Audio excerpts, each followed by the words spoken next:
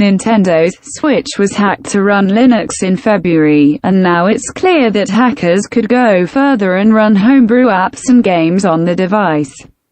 Eurogamer reports that 2 exploits have been detailed this week that allow hackers to exploit a hardware flaw in NVIDIA's Tegra X1 that powers the Switch, and gain access to the Switch's operating system. Nintendo cannot patch the hardware flaw without releasing a new version of the Switch, which means that at least 14 million devices are vulnerable. It's a jailbreak that's similar to a tethered iPhone jailbreak, meaning it needs to be performed on every boot via USB. The hack doesn't require a mod chip, although it's likely that third parties will now create Switch hardware mods to assist with the jailbreak.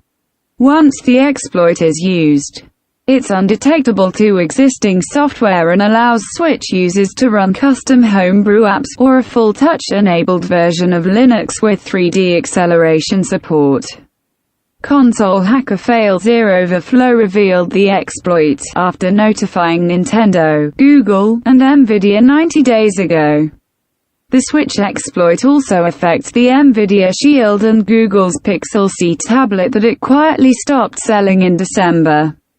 Nintendo will likely be the primary target for software hackers who want to customize their Switch, and those who will likely seek to run pirated software and games on the device.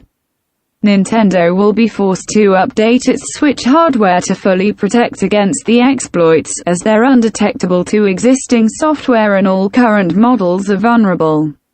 Nintendo's latest firmware update had hinted at a new model, so it's clear the company is already considering releasing a new Switch model. It's early days for the exploits right now, as there's no custom firmware available or homebrew tools to make the inevitable widespread piracy and homebrew app support a reality.